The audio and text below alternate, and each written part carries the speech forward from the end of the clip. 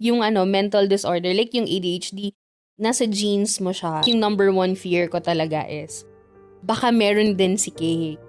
Yung ADHD kasi, it's a congenital disease. So, meaning, pagkapanganak mo, you already have it. I want to be more aware. I want to be more sensitive if merong symptoms si Kay ng ADHD. Because growing up, it was really difficult. I have so many questions, and then I felt like baka I'm just different, that people can't understand me.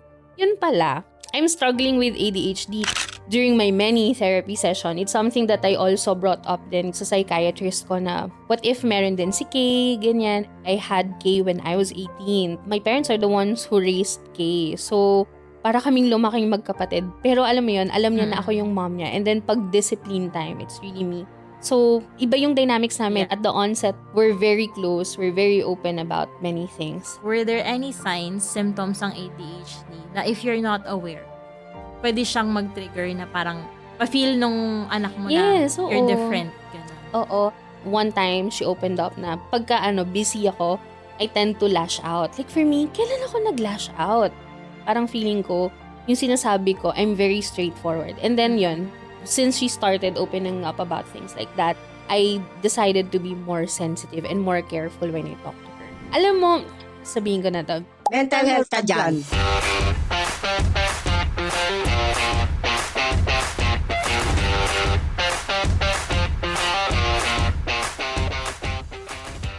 Hello! Welcome back to the Mental Health Ka Dyan podcast. And in this episode, I have, hindi siya new guest. I had her like first episode, nasa Zoom pa kami noon.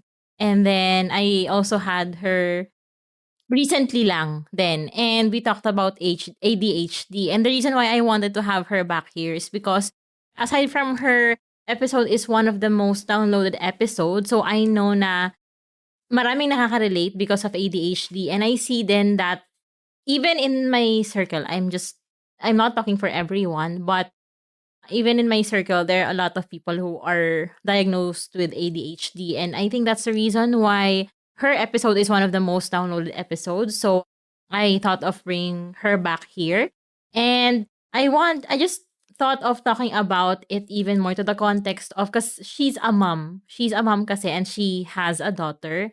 And later on, tanongin ulit natin siya kailan siya na-diagnose. But I want to talk about how is she handling that in the context of being a mom.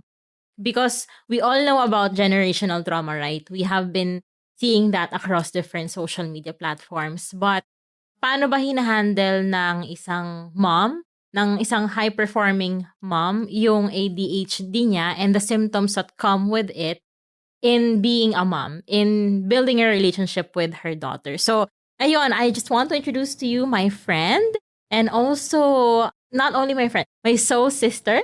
And also, I just want to highlight this because she's really, for me, a high-performing individual. She's a growth hacker of one of the global exchanges, crypto exchanges here in the Philippines. And yeah, I'm proud to introduce again, Kresta Nadine. Hello, guys. Hello. What's up? Okay.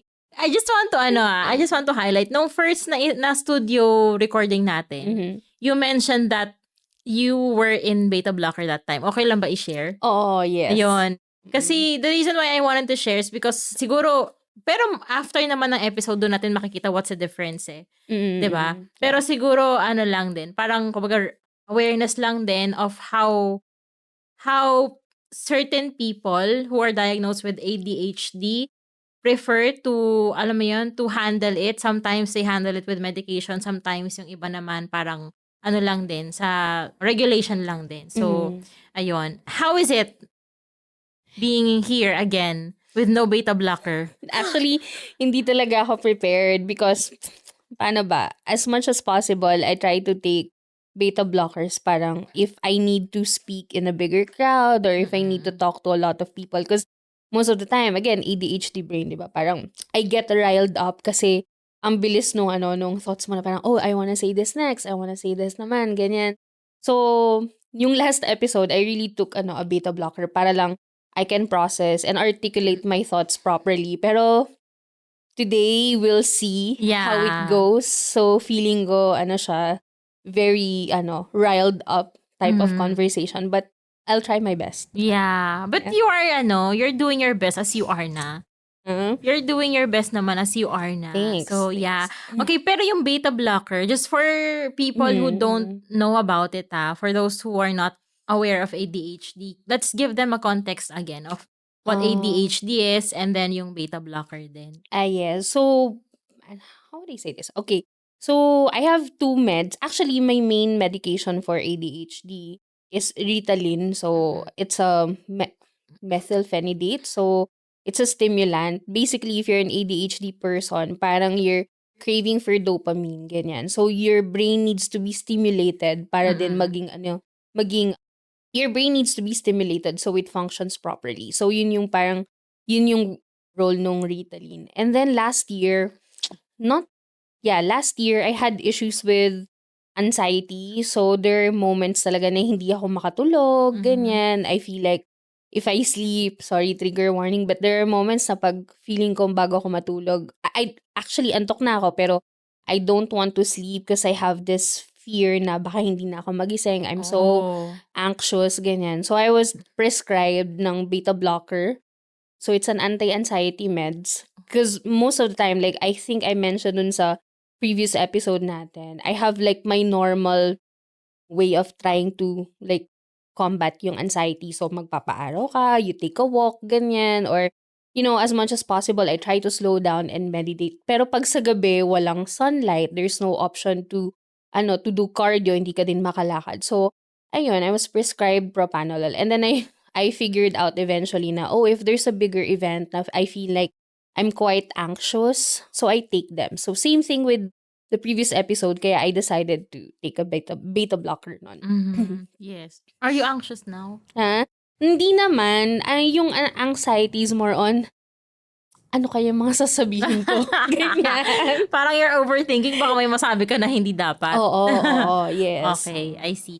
So yun, pero these are, over-the-counter naman tong mga No, kailangan ng prescribed. prescription. Okay, yun. So, ayan, for those na, yes, we mentioned 2 medications here, pero you have to make sure that you're consulting your psychiatrist first. Okay? Pero, naman siya kailangan naman ng prescription. Diba? Yes. Okay. Yes. Sige, so, let's go back to the main reason why we are here. I wanna talk about your relationship, building relationship with your daughter. Kasi syempre, di ba, ang dami na pag-uusapan dyan parenting and stuff, ganyan.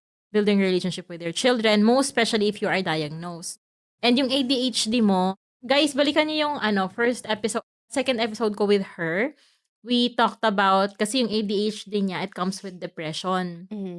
I'm not sure if you're the right person to ask. Pero ADHD ba lahat ba ng types of ADHD come with depression? It can and can't be. Parang siya when you have ADHD, you have this chemical imbalance kasi in your brain. And minsan, yung yung manifestation ng chemical imbalance mo, medyo dumidikit siya dun sa ibang dumidikit siya sa ibang klase ng mental illness. Kaya there are people who go through different consultation. Tapos, it takes them a while before they get diagnosed. Kasi nga, parang naghahalo minsan, they have anxiety, they have depression, ganyan. But, tapos there's also another thing like bipolar disorder na minsan medyo tahi siya sa ADHD. And then there are also people on the spectrum na sa autism side naman sila na parang when you talk to her or when you talk to the person, parang kamukha din ng ADHD. Yes. So, it really takes a while for you to get diagnosed. And yeah, to answer your question, minsan it comes with many things. Yung ADHD. Okay. Sige. Before ko balikan yung tanong, I came across may mga certain experts kasi who are also saying na ADHD is a coping mechanism. Na there was something that happened in the past, maybe yung childhood mo na ganyan, na parang since you were a child, you weren't able to handle it like an adult because you weren't, syempre, pag children tayo, we are not yet fully formed, most especially yung brain natin. So, in your case, do you think that's a fact for you? How would I say this?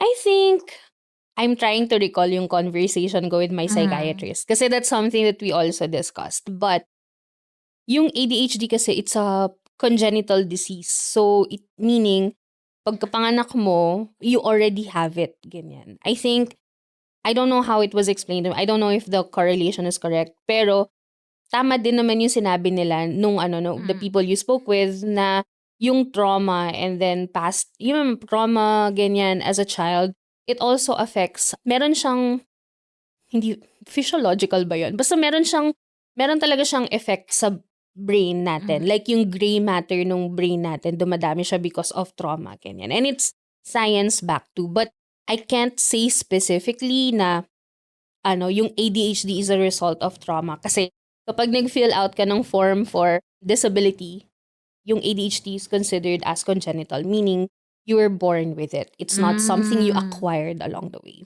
Okay. So that's how it's categorized kapag nag-fill out ka ng form. Yes. Okay, I see. So those are just curious questions lang na I would want to ask a person who's diagnosed. But again, we're not experts. Okay, we're all in the stage wherein we're finding answers. Okay, so going back dun sa question ko, when you were, kasi yung story mo naman when you were diagnosed, I was able to ask it in the first episode. But okay, this is the next stage na.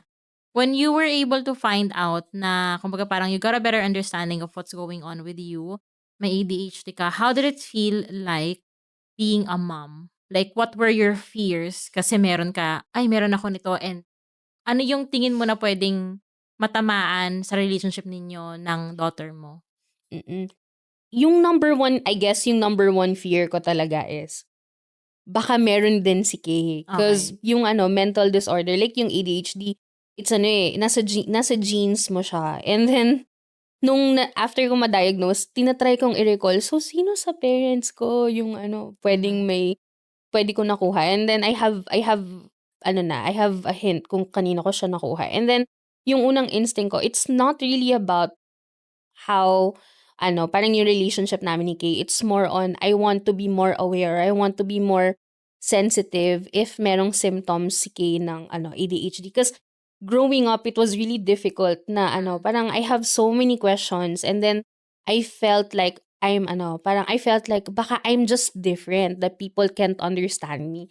Yun pala, I'm struggling with ADHD, tapos hindi ko din siya alam i-handle. So I'm sensitive with situations like that because I don't want Kay to feel yung parang yung feeling of isolation, feeling of second guessing yourself because you don't know how to express yourself publicly or in a social setting. So I'm more concerned about that.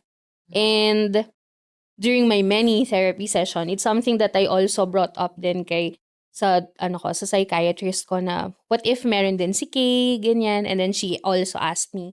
And then it's possible din na wala siya because I was really young. I was only 18 when I had her. So parang yung eggs ko nasa prime talaga siya. So it's also possible that she didn't get yung ADHD gene ko, 'di ba? If you'd call it that way. So, yan. Okay, I see. So, mostly ang fear mo is baka meron din siya. Yes. Okay. How about, okay, balik ako dun sa relationship. You mentioned na hindi yung fear is not about, kumbaga yung relationship nyo, di ba? Pero what are the signs ng ADHD? Or were there any signs, symptoms ng ADHD na if you're not aware, pwede siyang mag-trigger na parang, alam mo yun, parang ma-feel nung anak mo na you're different, ganun. Oo. I mean, like me, like indifferent ako towards her. Ganyan. Yes, marami siya. I have this habit na kapag nag-work ako, I'm so focused. Talagang nag-hyper-focus talaga si T doon sa ginagawa niya. And then, I hate it when pag nasa flow state ka ng ginagawa mo, tas i-interrupt ako, ganyan. And then, from time to time, and then, kasi, kapag nagtatanong ka, like, hey, parang kunyari sabihin niya lang, Mom, are you busy? Ganyan. Sabihin ko, what? Why? Ganyan. So, minsan, those are moments na parang kinakatch ko yung sarili ko na, shucks, did I say it in a nice way or did I say it with parang blank face? Kasi minsan yung blank face ko talaga mukha kong galit, ganyan. So, ayun, I try to be careful dun sa mga moments na ganon. Minsan, we're not perfect, diba? Minsan, hindi talaga siya mapigilan. So, if meron akong downtime, parang nagsusoften up naman ako. I apologize, I say sorry. It's something that I don't know, I guess yung parents ko weren't used to, or I don't know if your parents are used to saying sorry, pero dati nun walang ganun eh. But for me, parang I make it a point to like talk to her and then apologize lang if I did something wrong. And then Kay naman kasi she always feel na she can talk to me about many things. So one time she opened up na parang pagalit ako, pagka busy ako, I tend to lash out. Like for me, kailan ako nag-lash out? Like hindi ako nagla-lash out or anything. Parang feeling ko yung sinasabi ko, I'm very straightforward. And then yun, since she started opening up about things like that, I decided to be more sensitive and more careful when I talk to her. So Okay. yun. So, yung hyper-focus, sign siya ng ADHD, ganun ba? No, I think lahat naman tayo we hyper-focus, Oo. 'di ba? For me lang personally, I don't wanna say it na parang mga ADHD people lang yung yung nag-hyper-focus about something. No, I think for me personally, I hate it kapagka naiistorbo ako. So parang yung minsan yung reactions ko I can control, like why?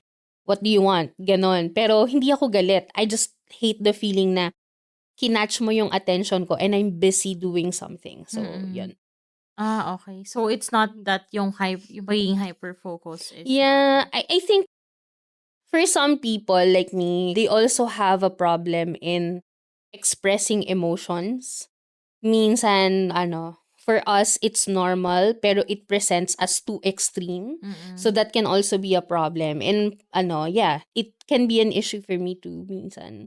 expressing your emotions. Yeah, expressing your emotions. Like, hindi naman ako galit, pero when I ask, so bakit? Oo. Ganyan. So, okay. Which, siya? Tied up siya sa ADHD? Yes, it can.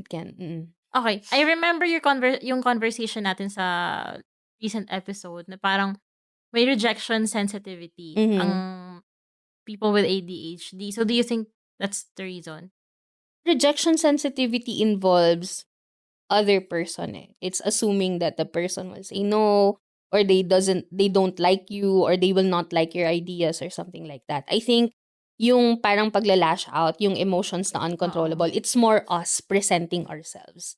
Yung rejection sensitivity is more on thinking na this person might hate me. Yeah, but when it comes to like expressing your emotions, Like we don't express our emotion? oo. I'm not sure. Kasi, sige. I think I'm speaking from a place na yung impulse na impulse na pagsabi or parang impulse na pag-express na bakit. To some people, it seems like galit ka or anything.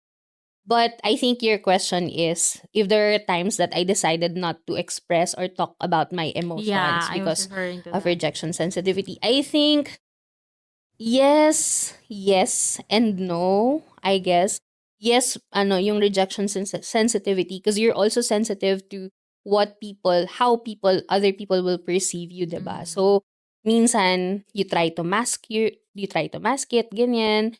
If I feel something, you experience this all the time. If I'm going through something, hindi mo siya malalaman until I resolve it, diba?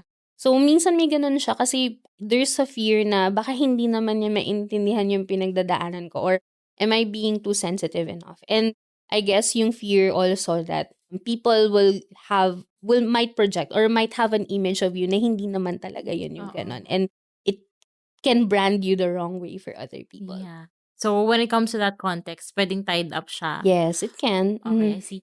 How about when you have depression, ganyan? How does the dynamic change between you and Kay?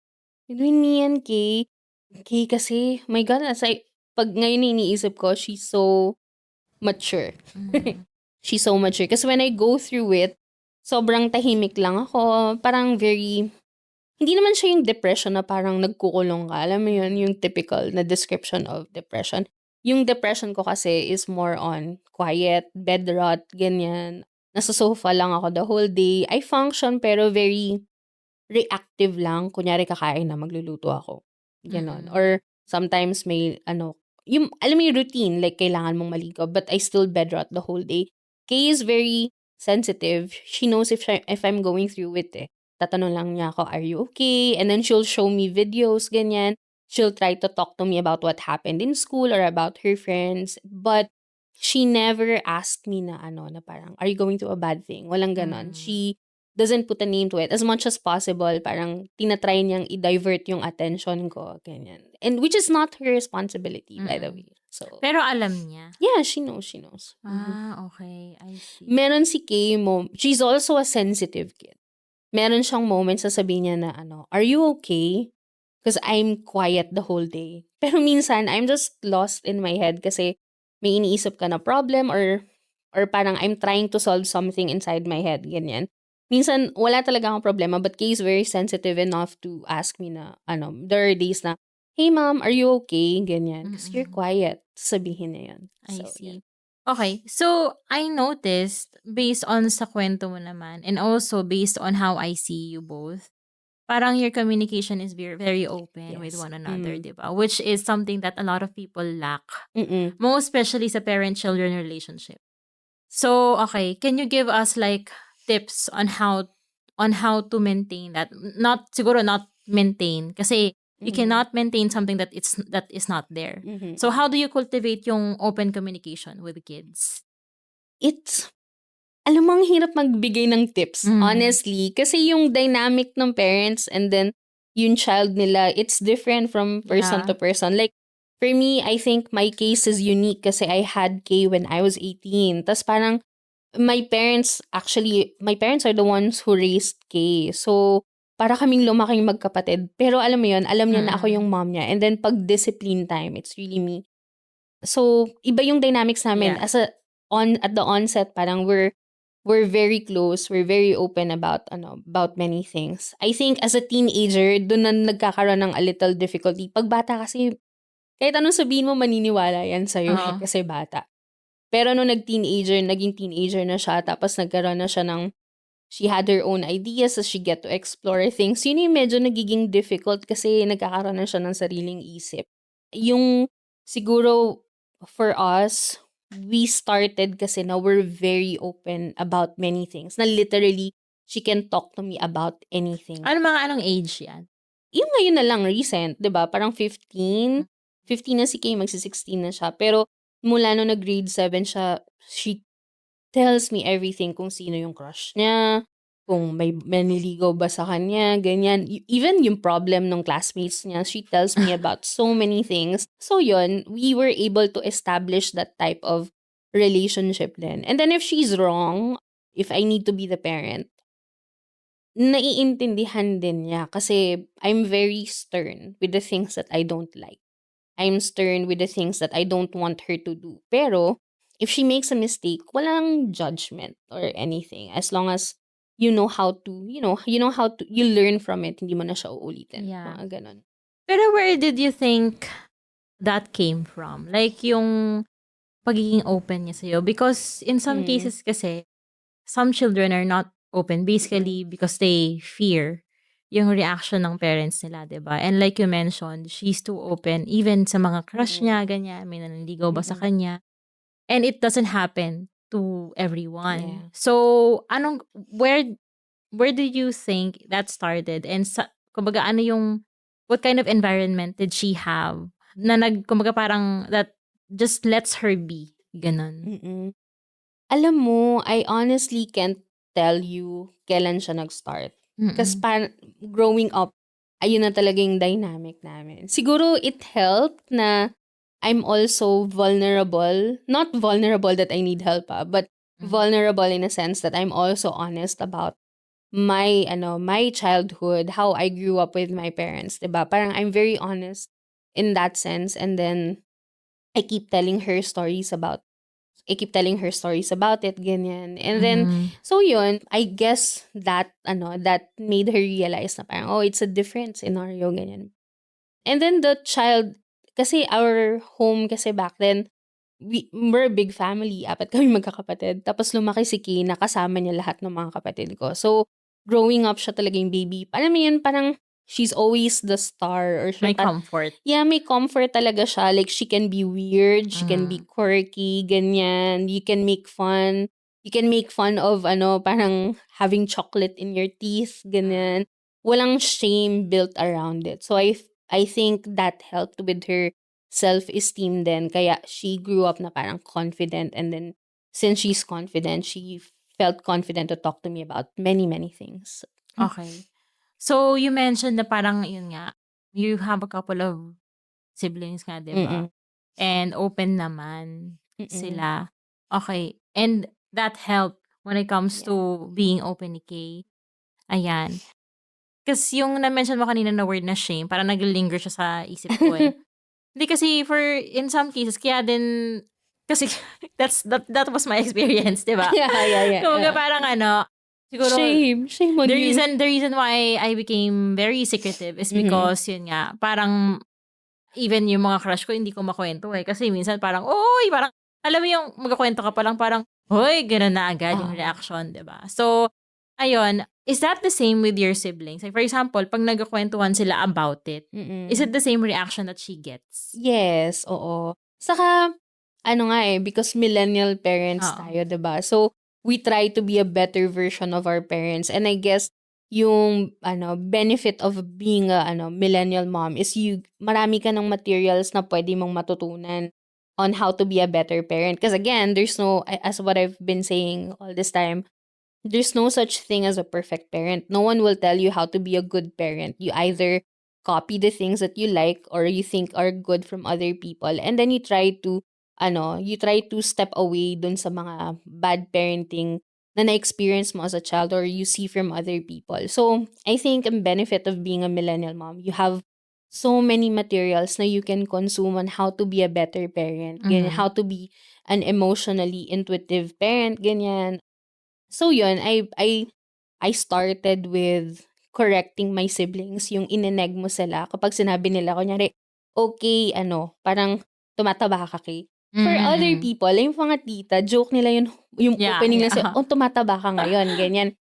And then, for them, you can't blame them kasi yun yung norm. Diba? And Yung before it nakasanayan. was like, it was a funny joke before. Yes, Na oo. parang we felt like, it was okay. No, pero ako nung bata ko, I felt, parang sobrang, I have insecurities around it. Kasi ganun yung lagi ko na-experience. Nung si Kay na, yung lumalaki, I'm like, parang, yung parents kasi, I learned that, ikaw as a parent, you have voice over other people pagdating sa anak mo. So, pag narinig ko sinabi ng nanay ko na, Kay, tumataba ka, ganyan. Sabi ko sa kanya, it's okay, bata pa siya, ganyan. So, you neg it, yung parang, kailangan yung last voice na maririnig ng anak mo is about you empowering them. So, ayun, lagi siyang ganun. And along the way, my siblings also learned how to talk to Kay because I try to correct yung mga sinasabi nila. Na for them, they think it's a joke, it's normal. Pero, ayun nga, you correct it and then you divert na ikaw dapat yung voice on top of that for your kid. Like, those are the things that we really thought na it was fine. Pati yung mga remarks na, anong age mo na, wala ka pang anak, wala ka pang asawa. Mga ganyan, di ba? Pagdating sa gathering, ganun. Pero okay, one thing that, I think I got a tip here. A very magnetic and powerful tip. Yung minention mo, yung she has to hear the last voice na magdineg ng mga naririnig niyang mga feedback or comments, ganun. Because I think that's really powerful. Kasi nga, as children, we think of our parents as our heroes and also our role models, ganyan. And then, I think na pag na-bring up din to with my conversation with the Canlas family, na parang when the time comes na may makita kang magawang mali yung parent mo, masashatter yung fantasy mo na sila yung hero ko, ganun, diba? And I think this also applies here na, for example, someone commented na something negative about you. Tapos parang yung parents mo, hinayaan lang nila. Meron siyang malaking impact talaga. And you would think na tama yung sinasabi nila kasi hindi naman siya ninegate ng parents ko eh. Oo. Diba? Yes. And I think it can, kumbaga parang it's either it would empower you or it would be a cause of loss of your confidence if you, kumbaga parang if you neg it or not. So, I think this is a great tip na you would speak up for your daughters pag sa mga ganung bagay. And I think this is also tied up dun sa na-mention mo kanina na you have to be emotionally intuitive. And you have to know what are the, kumbaga parang, sige, ito question ko, how would you know or ang daming questions sa isip ko. Okay, isa-isa lang. How would you know, okay, how would you know that it's the best time to negate something. Ganon. Ah, Like yung timing din. Actually, dun sa moment na narinig mo na sinabi yun, sabihin mo na agad. Kasi I noticed it I've seen it na naglilinger kay Kay yung Oo. syempre, siya yung growing kid So, may mga changes talaga sa physical, may physical changes talaga siyang pagdadaanan, ganyan. Tapos, yung mga, yan, kahit sa family, may sasabihin sila.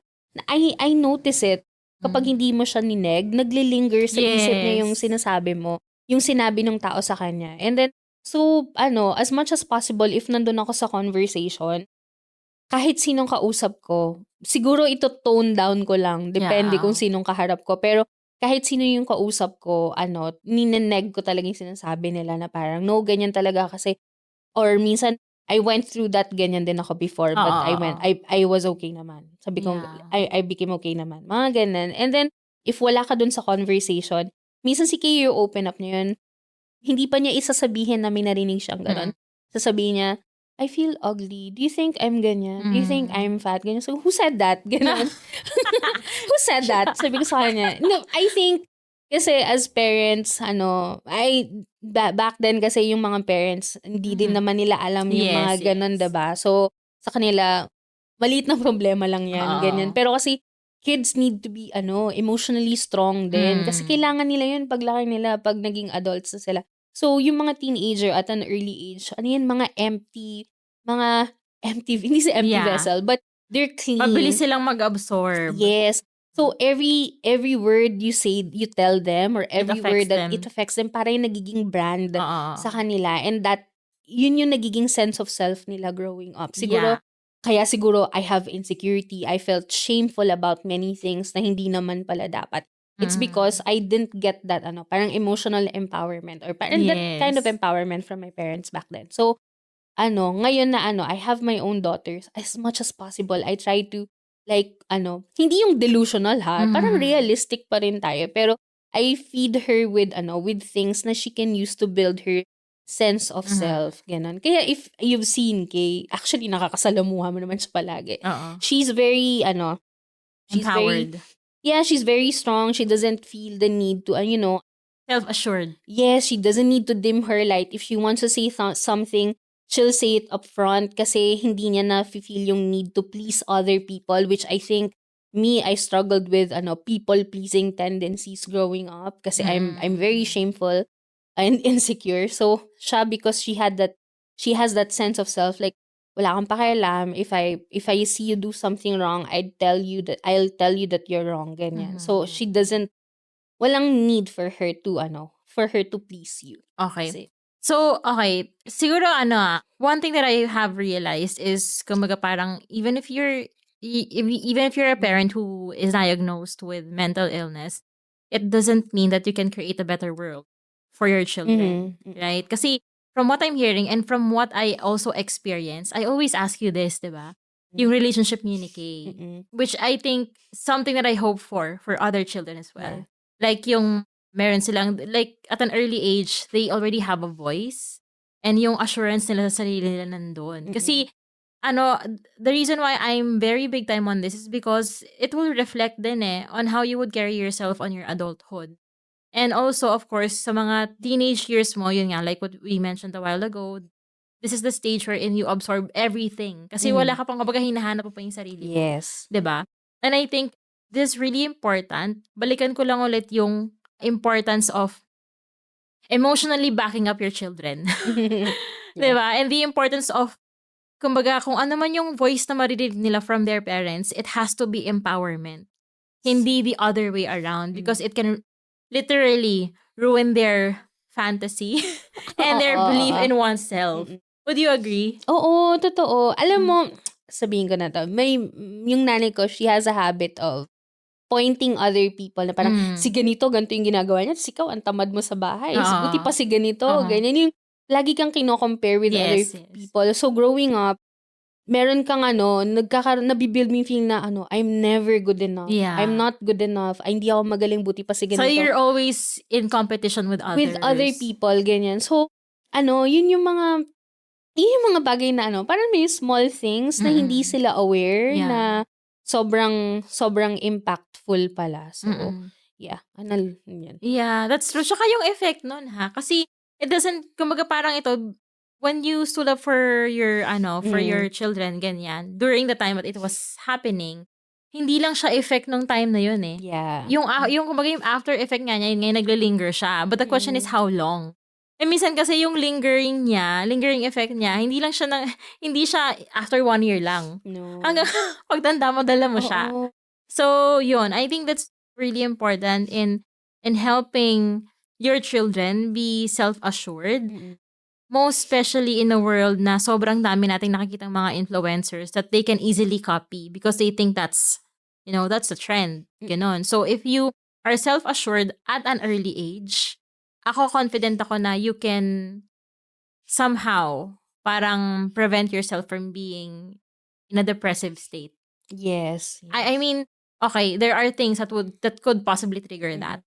But kasi I also believe that not knowing yourself and also doing things that you think you like pero hindi naman siya align sa'yo can cause depression Yes. because you don't know yourself. So, kumaga, yun, I'm just very big time on self-assurance. So, yeah, but I would like to ask, how do you define being self-assured ba? Ako, I define being self-assured is, parang doing things without considering what other people will think of you. Okay. Yan. Being confident, alam mo yun, being confident to just be yourself, just say the things that you wanna say. Kasi at the end of the day, you know who you are. Ganyan. So, kahit anong iba to nila sa'yo, hindi, kilala ko naman yung self ko, diba? Ganyan. So, that's my idea of parang yung self-assured. You have high sense of self. Ganyan. Kasi hindi ka easily affected ng mga bagay na naririnig mo. Yeah, okay. So, was there like a time that you can share that you felt like, you were acting based on other people's expectations? And how did that look like for you?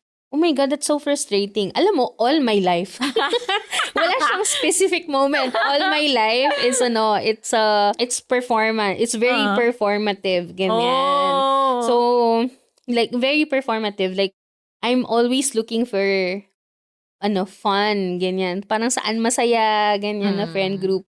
And then you'll realize na, kunyari, minsan pag, honor student ka. Tapos, sorry to say this, pero minsan may circle ng honor student na they're very competitive with each other. Yeah. Tapos, hindi siya masaya na circle. So, you go to a different circle, yung parang mga... Nag-have fun. Oo, yung mga ganyan. nag-have fun sila yung mga misfits sa school, ganyan. Yes. Yung matitigas yung ulo. Tapos, you wanna be friends with them. Kaso, sila, hindi ka nila gusto na friend kasi nga, you have this brand na, masyadong goody two-shoes yan. Nating friend yan. So, alam mo yun, you try to fit into their world kasi mas fun doon. So, maraming moments na gano'n, hindi lang siya about work, hindi lang siya about sa relationships, even sa relationship minsan, 'di ba?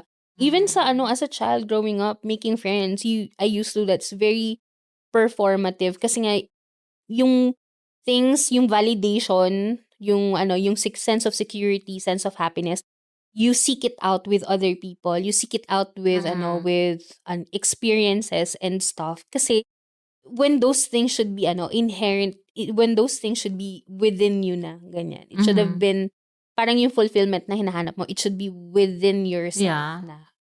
If you have high self-esteem. Having said that, ano sa tingin mo yung like yun nga into adulthood? What kind of effect did that did to you? Ako? Oh my God. Naging may party girl era ako. Not party, basta I have this party girl era because I wanna be friends with happy people, ganyan. I also have shame about parang achieving things or wanting things kasi it's not cool, but parang you're very trying hard, ganyan. If you're trying too hard, that's not cool. So alam mo yun, as an adult, you can't just be yourself confidently. Parang you try to parang cut pieces of yourself and then try to fit into the mold kung dun sa mga tao na you want to accept you. Ganyan. So, how about now? Now, well, I don't care. Don't care anymore. Oh, I think when you hit 30s, you have this certain level of maturity na, alam mo, kahit anong sabihin mo, I don't care. Kasi, parang, at this point, gusto ko na lang gusto ko To na, live happily. I wanna live happily, I wanna have peace, and I want to have money. So, yun lang. If it's not contributing dun sa mga bagay na yun, then I don't care kung anong sabihin mo. Pero in your 20s, syempre meron ka pa din na bata ka pa eh. So, parang, you try to look for a community where you can fit in, a friend group that you can fit in. So, I understand that. Pero, I think when you hit 30s, you have lesser time to deal with drama. So, yeah. But do you think it's also about like age? Pwede. But I don't want to be ageist. Yeah. But it's not about age alone, diba? Kasi there are also different experiences affecting it eh. Yeah, oo. Meron din naman nasa 30s na pero they're still struggling. Ganyan. Yeah. So, yeah. Pero, Yes. alam mo yun, so, I think it depends talaga. For me, I only speak for myself. So, nag-30 na ako, parang, there are things na, sige, sabihin mo na lang kung anong gusto mong sabihin sa akin. I don't care because it doesn't help me at all. Yes, I think we all have that. Even, siguro kahit mga 30s, may mga latak ka pa din na ganun. Even if you're doing the inner work, diba? So, yeah, it's just fascinating na, kumbaga, it just fascinates me, like the evolution of our brain. Oo. Saka alam mo, therapy helps, honestly. For other people, kahit hindi yung traditional na therapy route na you seek it sa therapist, kahit hindi yun, even kung anong modality mo, if you want to talk to a life coach or whatever, if you talk to someone about it, someone who has more wisdom than you, kaya dapat you're hypercritical with people who you listen to. If you just talk to someone going through like sessions or coaching sessions, ganyan, it really helps eh. Parang it kinda, minsan yung, ako when I before I went to therapy, parang I have so many things in mind. I have to do this, I have to please this, parang ano kayang isipin nito sa akin. And then, when I went to therapy, it actually asked me to work, maging introspective. Like, look into myself, look into the things that I need to work on. So, more on inner work talaga siya. And then, as I work on with myself, parang, I started caring less with the things that are happening around me. Yeah, nung nag-start ka okay. So, nung nag-start ka mag-therapy, dun ka nagkaroon ng mga ganitong realizations, ganun? Yes, and ewan ko, may certain level of maturity ka na ako. Like ako, I used to drink a lot. Kasi parang I want to have fun, ganyan, in my 20s. Or avoiding. Oh, okay.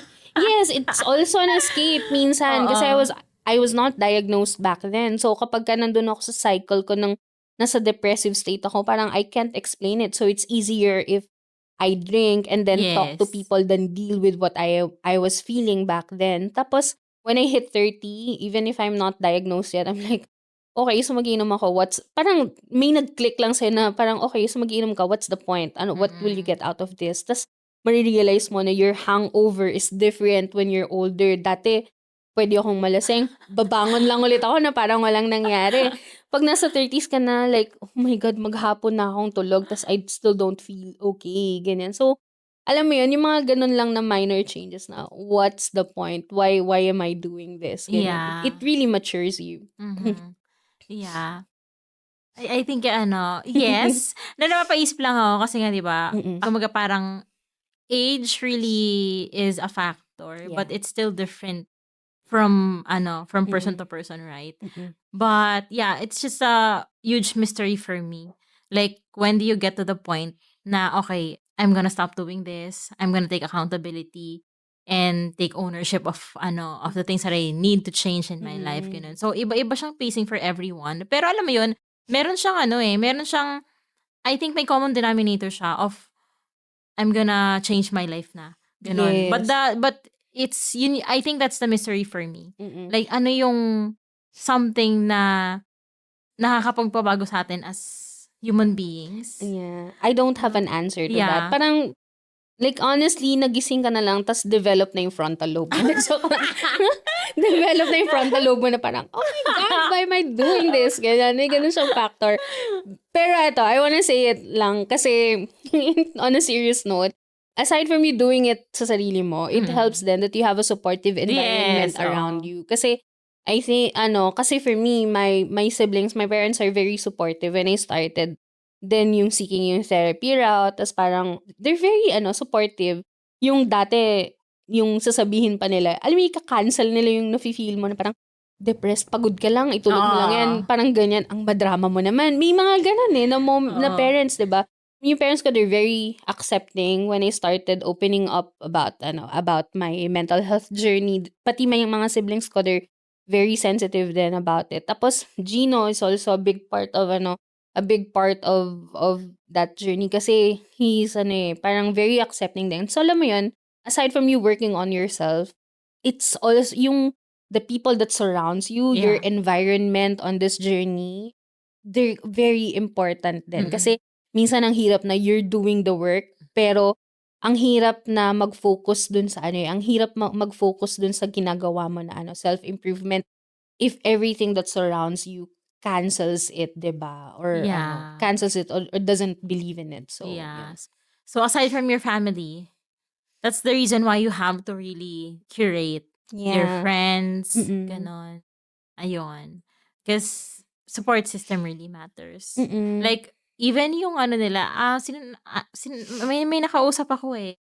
Alam mo, even yung just their presence, like yung energy nila is really different when you are in a circle of people na who are also taking accountability and who are also have done the work or doing the work. The energy is different. Do you notice that? Yes, oo. I think number one ko na napapansin. Actually, number one red flag ko to kapag may kausap ako na tao, yung victimization, self-victimization. Like, walang accountability. Lahat ganito, lahat ganyan. Parang kasalanan. Hindi, nag-conspire yung universe. Lagi Para pahirapan nagko-complain. nila akong ganun. Oo. So, those are, those are like red flags that I have when I talk to someone. Okay, I don't wanna associate myself all the time with this person. Or parang, siguro, pag may, emotional capacity na lang ako to talk to her. Kasi, alam mo yun, the people who are doing the work are also protective of the stories, of the things that they consume. So, I think kaya na-feel mo yung energy kasi if you, talk to people who are doing the work, it's full of wisdom, full of knowledge yung conversation. And then, they give space talaga, they give space to have that conversation for you to be vulnerable and not feel judged. Pero kasi if you talk to someone who parang who's not there yet, yung una mo mapapansin talaga yung self-victimization na wala akong kasalanan. Yeah. Pinagmalupitan ako ng mundo, mga ganyan. Oo. Tsaka yung lagi nagko-complain. Yes. I mean, kami din naman, guys. Nagra-rant din kami. Ganyan. Pero kumbaga, parang kasi siya, if yun na lang yung naging theme ng buhay mo on a daily. Like, you wake up in the morning and then, ano ba yan? Pasok naman ako, ganyan. Hanggang sa umuwi ka. Yun pa din yung, kumbaga, theme ulit ng araw mo. Then, alam mo yun, you have to maybe call yourself out na baka kasi you're just finding someone to blame over and over again. Kaya, until now, you're still stuck in the life that you currently have. So, napag-usapan din namin yan sa last episode namin with Coach Erwin Soriano. He's a coach of CEOs. So, yun, taking accountability and also, yun, yung victim mentality. Ganyan. Sabi niya, if I remember it correctly, ang na-mention niya is that's a sign of someone getting stuck. If yung victim mentality, hindi sila nakaka-get over doon. So, ayun. Siguro it's in case that you're watching this kind of conversation, listening to this kind of conversation, siguro it's an invitation na rin to look at yourself if that's the kind of theme that you have on a daily. Otherwise, you're doing a great job. Congratulations. Yeah. Hindi kami nag-virtue signaling. Talagang, feeling ko lang, when you hit a certain, if you hit a certain age na you're mature and then you surround yourself also with mature people, marirealize mo din na, sorry, can I say this? There are things that you don't give a shit. Na parang alam mo, I just don't give a shit about that. Parang ganyan. So, alam mo yun, magiging hypercritical ka din talaga with the people you talk to and the Yeah. type of conversations you engage with. Mm-mm. So, That's one thing I noticed na ngayon nga, now that I'm very conscious na, especially doing the inner work, when I'm with people na, it's different eh. Parang it drains you. It drains you easily kapag the circle that you have, they always talk about the problems and not the solution. Parang they always rant about it na parang hindi na, kumbaga parang nawawalan na sila ng control over their life. Yeah. Ayun. And iba yung, kumbaga the reason why I'm saying this is yung na-mention nga niya kanina na if you're doing the work, you would be sensitive if the circle that you have is draining you or recharging you. Yes. So, siguro yun, again, we are not experts, but if you feel that you're being drained in your circle. Hindi kasi ano siya di ba? Alam, sa mga spiritual friends natin, yung energy exchange kasi talaga siya. So, there are people who are just takers ng energy. Yes. So, yun yung mga type na, alam mo yun, nasa-sense mo yun, pag uwi mo, parang drained na drained ka, Yes. ang bigat-bigat ng pakiramdam mo, Oo. ganyan. So, kaya ka nagiging critical din with the people you talk to. Kasi may mga tao talagang pag nakausap mo sa, oh my God, I feel, parang Yes. na-energize ako dun sa ganon na Oo. conversation. Pero hindi ko sinasabing maging taker ka lang din. You can True. also give, pero alam mo yon, you choose the people who you give it to. True. Pag paulit-ulit yung kausap mo, tas ganun lang din siya, like, waste of breath. Yeah. Even if you just sit down with them, Mhm. kahit initially hindi kayo mag-usap, you would feel something, basta ang lakas Parang lang yung 6 days natin. Oh. Basta ang lakas lang nung Oo. ang lakas nung feel na parang, oh my gosh, these are Mhm. people who have done the work, ganyan. It doesn't have to be like, they don't have to have titles, ganon. Mhm. Pero you would feel and know if someone is really doing the work. Yeah. Ganon. It just translates sa words that they are saying, but basically, it's all coming from the inside. Yeah. Ganon. So, go. I don't think this is an ADHD episode. It's more about maturity. Napunta na. Actually, Uh-uh. ayan, yung isa na-mention niya kasi na 60s. Kasi may friends, kami magkakaibigan. Oh my gosh, parang si Nadine, I have been friends with her for how many years na? And then si Gabe, si Boots, and si Ivo, just last year lang. Pero for some reason, alam mo, kapag magkakasama kami, it feels like we are not running out of conversation or topics to discuss. Tapos parang just yung presence. Alam mo yun? Yeah, 6 days tayong sleep deprived. Kasi naabot kami ng mga alas 6 ng umaga, ganyan. Oo, pero yun nga, I think, syempre, it's different from everybody, right? Pero yun nga, I hope na, the reason why we share that is because for us, yun yung proof na, yun nga, if you are in a circle na everyone is conscious and doing the work, different talaga yung energy na ma-feel mo. And it's a different kind of conversation as well. Yes. Diba? Okay, sige. So, last question for you. Sure. Okay, balik tayo dun sa topic natin with parent and daughter relationship. What do you think is something that you have experienced in the past that you don't want Kay to experience? I think, ang dami, honestly. Yung top. Yung top is parang I don't want her to feel na she can't, I don't want her to feel na, hindi, wait, let me rephrase that. No, hindi, I think for Kay, I want when she goes through something, or parang regardless, heartbreak, emotional stuff, school, ganyan, I want to be the first person she seek out, hindi yung ibang tao. Okay. I want her to feel na she can always come to me about anything. Like literally anything. She can talk to me about it. I think growing up, that's something that I didn't feel kasi I don't know. I'm already at peace with this idea that probably kasi nga my parents didn't have the same the same tools when they become parents, and probably they had it worst when they were children then, diba? I already have peace with that idea. So, pero growing up, I never felt that I can run to my parents about anything. So, when I'm going through something, tatry ko muna isipin na parang sasabihin ko ba to sa kanila, or can I deal this on my own, ganyan. When in fact, kapag bata ka, you should go to your parents and Yeah. then let them help you rationalize things. So yun yung mga yung mga bagay na hindi ko nagawa dati. Even yung mga nafe-feel mo, ganyan, yung paghahanap mo ng validation from other people, from relationships, diba? Those are things that I didn't get from my parents when if I had known na pwede ko pala silang kausapin and I can be vulnerable with them, and then hindi ko na sana ginawa yung mga bagay na yun. So, as a parent now, that's one thing that I tried to correct. So, literally, minsan, even yung mga bagay na, again, I don't give a shit about, nalalaman ko kasi si Kay, you know this, you know yung meme na trend, ganyan. But it's okay. At least, alam mo yon, yung first person na sinisik ng anak ko is ako. Ganon. So, I'm okay with that. That's so beautiful. I mean, helping parents rationalize Yes. yung mga thoughts that run in the head of the children na sometimes we don't have the access to that kasi nga initially, ay, hindi yan, may judgment agad. Hindi, tsaka yung kasi yung dynamics before, anak ka, tas magulang sila, yung parang anak ka lang, tas magulang sila.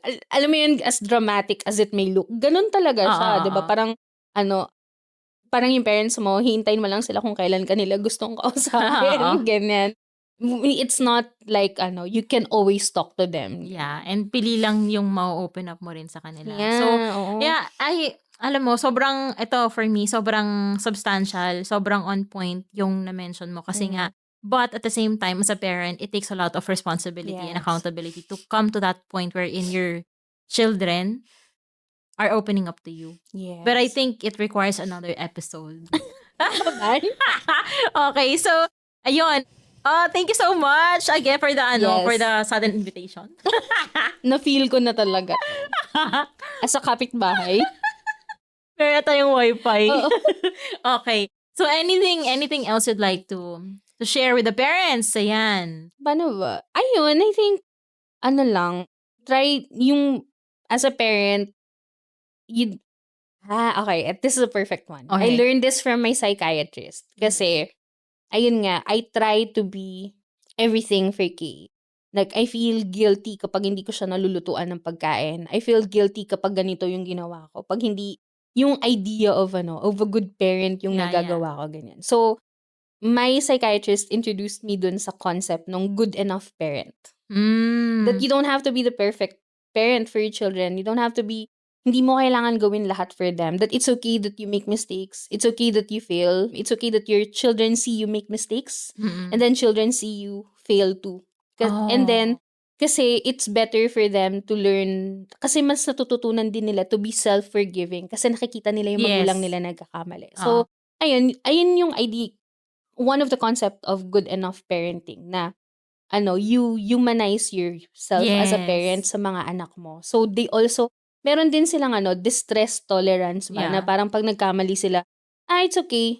Kasi yung mami ko nga nagkamali din siya, pero nakabangon naman siya. Yung mga ganon. So, and then at the same time, you try to be the best parent for them, pero sa good enough parenting, you also let them have the space and freedom to discover themselves, ganyan. to Let them make learn. mistakes, ganyan. So, ayun, since I learned about good enough parent, parang minsan nagigilty ako na, shucks, tanghali na hindi pa kumakain si Kay. And then, alam mo, pag hindi ako nakakaluto, nagluluto na siya ng sarili niyang pagkain. So, alam mo yun, it taught her how to be independent too. So, Okay. yeah. So, yun yung effect niya na since you're not taking all the responsibility, kumbaga they're rising Yes. yung kumbaga, oo. they also learn how to be responsible and improve themselves. Yeah. Ganun. Okay. Like, sige. research it. Like, it really produced a lot of, syempre, it's a case-to-case scenario. Kasi, ang hirap naman ng good enough parenting, diba? Especially if you have children in the spectrum. Mahirap siya. Ganun.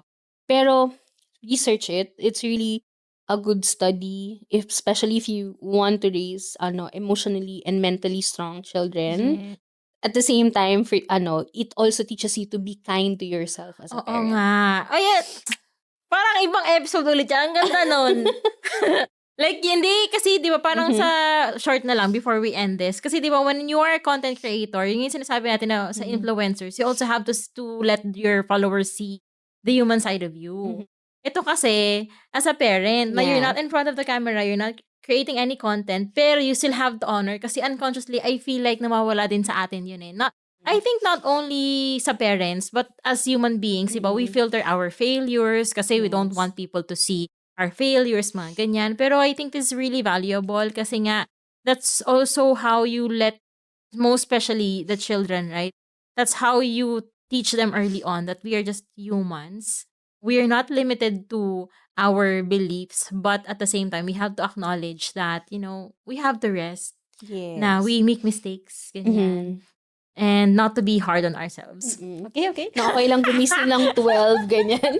Yeah, di ba? It teaches you to be kind to yourself talaga. Yeah, Kasi ako minsan, shucks, 9 a.m. na, hindi pa nagbe-breakfast yung ano. May ganun ako dati, lalo na nung kami na lang yung nakatira sa bahay. And then, parang, as I talk to my therapist, it's okay. Parang, you should be kind to yourself. And yun, it teaches you really to be, okay lang yan. Okay lang na hindi ka perfect today. Tapos yung anak mo din, hindi rin naman sila magagalit. Ikaw lang yung nag-iisip na, walang kwenta yung ikaw lang nag-iisip noon. Yung anak mo hindi. They're happy with whoever you are. Yeah, but it doesn't mean, neglecting naman, di ba? Na parang, Hindi naman. Iba naman yun, Oo. okay? So, research it, guys, na lang, okay? So, yun, I think we're going to have a different episode pa. Okay, and abangan nyo na lang yun, guys. Again, we have Facebook group, Mental Health Ka Dyan. We are not active, but we are already welcoming people who want to be in the group. And yeah, I'll see you in the next episode. I hope you enjoy this. Bye! Mental health ka dyan.